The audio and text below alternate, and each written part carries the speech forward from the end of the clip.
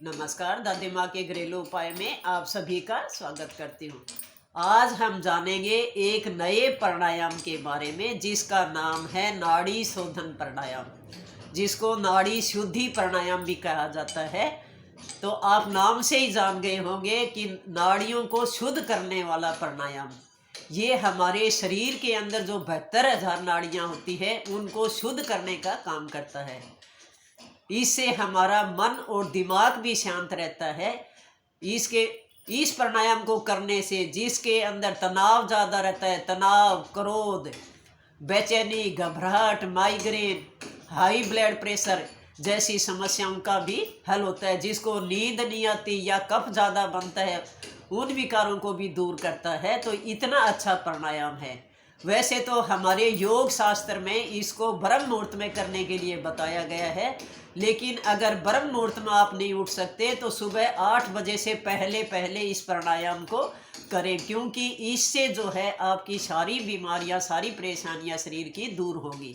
बहुत अच्छा प्राणायाम है, लेकिन सुबह सुबह खाली पेट ही इस प्राणायाम को करना है। अब कुछ लोग कहते हैं कि अनुलोम विलोम की तरह है, लेकिन इसका करने का तरीका अलग है। अनुलोम विलोम प्राणायाम तो हम खाना खाने के बाद भी कर सकते हैं। अगर कोई चोट वगैरह लगी हो तो हम लेटे लेटे बिस्तरों में भी कर सकते हैं अनुलोम विलोम प्राणायाम, लेकिन ये सिर्फ सुबह करना है और खाली पेट ही आपको ये प्राणायाम करना है। तो आप अगर नियमित रूप से इस प्राणायाम करोगे तो आपकी सारी जो ब्लॉकेज नसें हैं वो खुल जाएगी और कभी हार्ट जैसी बीमारी नहीं होगी, और कभी करते रहोगे नियमित रूप से, कभी नसें ब्लॉकेज नहीं होगी। तो चलो अब शुरू करते हैं कि इसको किस तरीके से करना है, क्या सावधानियां बरतनी है और किसको नहीं करना चाहिए, ये भी मैं आपको बताऊंगी। तो आप पूरी वीडियो लास्ट तक देखना ताकि पूरी समझ में आ सके। मैं सही तरीके से बताऊंगी आपको कि कैसे करना है नाड़ी शुद्धि प्राणायाम है। तो चलो वीडियो शुरू करते हैं। आप दादी माँ का चैनल सब्सक्राइब कर देना। तो सबसे पहले आराम से आप जैसे भी सुखासन में या पद्मासन में बैठ सकते हैं वैसे बैठ जाए, और मुद्रा जो है हमारी, जो भी 10 मुद्रा है, चिन्ह मुद्रा, विष्णु मुद्रा, आप कोई सी भी मुद्रा लगा सकते हो, योग मुद्रा। तो इसमें हमें शुरू में क्या करना है कि दोनों नाक से लंबी गहरी सांस भरनी है, जिससे हमें पता लगे कि हमारी कौन सी नाड़ी जो है तेज चल रही है, एक्टिव है। क्योंकि हमारे शरीर में 2 नाड़ियां हैं, सूर्य भेदी और चंद्र भेदी। तो जौन सी नाड़ी ज़्यादा एक्टिव है उसी से ही हमें शुरू करना है। तो चलो पहले लंबी और गहरी सांस भरें।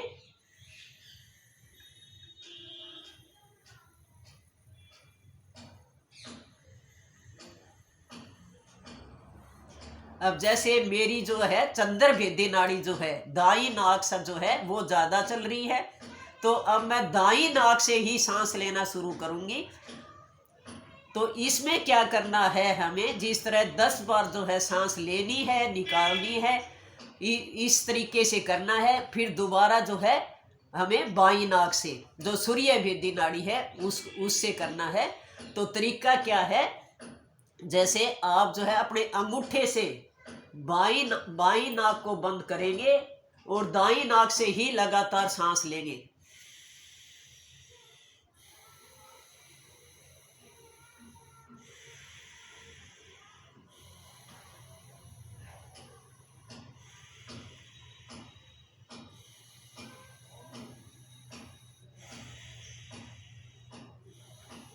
अब 10 बार इस नाक से सांस ली है तो 10 बार अब बाई नाक से सांस लेंगे। अब हमारी दोनों जो चंद्र भेदी और सूर्य भेदी नाड़ी है दोनों बराबर चलेगी अब, क्योंकि अब हमारी सूर्य भेदी नाड़ी है वो भी एक्टिव होगी जब हमने चंद्र भेदी नाड़ी से सांस लिया है लगातार। अब हमें क्या करना है, जैसे दाई नाक को जो है बंद किया, बाई नाक से 10 बार उससे लिया था, तो 10 बार इस नाक से सांस लेना है, निकालना है।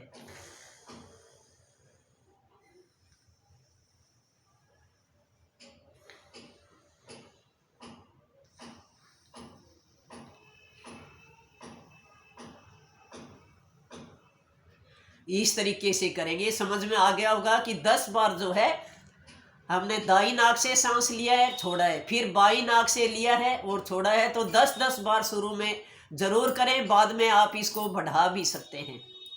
जितना आपका शरीर कहता है उसी हिसाब से ही प्राणायाम करने चाहिए, जबरदस्ती नहीं। अब इसके बाद हम क्या करेंगे, जैसे अनुलोम विलोम करते हैं उसमें तो हम सीधा बाईं नाक से सांस लिया, दाईं से निकाल दिया, फिर दाईं से लिया और बाईं से निकाल दिया करते हैं। लेकिन इसके अंदर हम कुंभक भी लगाएंगे। तो शुरू में तो हम 5 बार वैसे ही करेंगे, नॉर्मल बाईं नाक से लिया, दाईं नाक से निकाल दिया।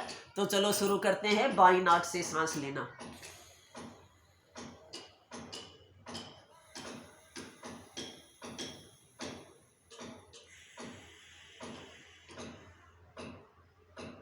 धीरे धीरे बाहर निकालें, धीरे धीरे सांस को अंदर लें।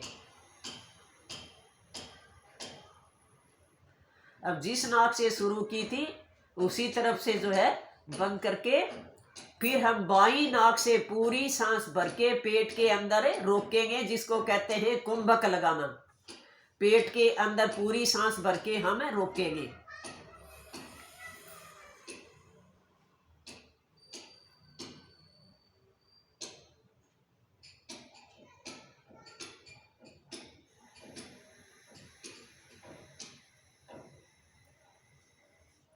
और अब जो है बाहर भी रोकेंगे, जिसको बाह्य कुंभक बोलते हैं। फिर सांस भरी, फिर पेट में रोकी और फिर बाईं नाक से निकाल दी और फिर जो है सांस को बाहर ही रोक के रखें, जितनी देर रोक सकते हो। और फिर उसी सांस नाक से जो है सांस लेकर अंदर भरी, कुंभक लगाया और फिर दाईं नाक से जो है सांस को बाहर निकाला और फिर बाहर ही रोका। इसी तरीके से अब हम क्या करेंगे, डबल करेंगे। जैसे अब लगा लो, मान लो आपने 10 मिनट तक 10 काउंटिंग तक जो है 10 गिनती कर ले, मन ही मन सांस अंदर भरेंगे, फिर 10 काउंटिंग तक ही हम सांस को अंदर रोकेंगे, जिसको कुंभक बोलते हैं।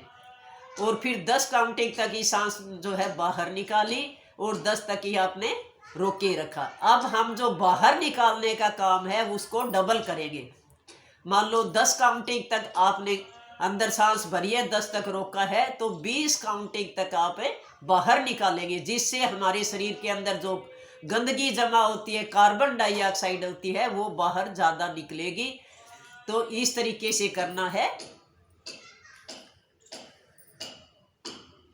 मन ही मन में आप काउंटिंग करें, पूरी 10 काउंटिंग तक सांस भरें, फिर 10 काउंटिंग तक ही पेट के अंदर रोकें और अब 20 काउंटिंग तक जो है हमें बाहर निकालेंगे। 1 2 3 4 5 6 7 8 9 10 11 12 13 14 15 16 17 18 19 20 और अब रोके रखें। फिर वापिस भरे दाईं नाक से, फिर पेट के अंदर कुंभक लगाएं, रोकें सांस को और फिर धीरे धीरे जो है 20 काउंटिंग तक ही हमें बाईं नाक से बाहर निकालेंगे।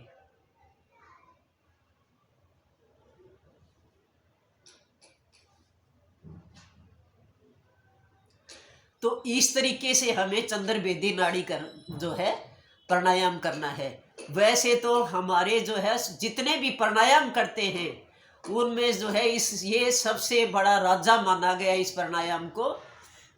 हमारे योग शास्त्र में भी जो है ये बताया गया है कि जितने भी प्राणायाम करते हो तो सबसे पहले आप जो है नाड़ी शोधन प्राणायाम करें।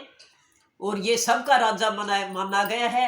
ये पूरे शरीर की जो है बीमारियों को दूर करता है। जिसके अंदर तनाव ज़्यादा रहता है उनके लिए बहुत ही अच्छा प्राणायाम है। दिमाग को तेज करता है, एकाग्रता को बढ़ाता है, इम्यूनिटी पावर को बढ़ाता है। बहुत अच्छा प्राणायाम है। तो इसको नियमित रूप से जो है आप हर रोज करेंगे तो कभी भी आपकी जिंदगी में जो है हार्ट जैसी बीमारी नहीं होगी, क्योंकि शरीर के अंदर जितनी गंदगी है वो बाहर निकल जाएगी। और ये प्राणायाम सभी नसों को खोलने का काम करती है। जितनी भी 72,000 नाड़ियों से भी ज़्यादा जो हमारे अंदर नाड़ियां हैं उनको शुद्ध करने का काम करता है।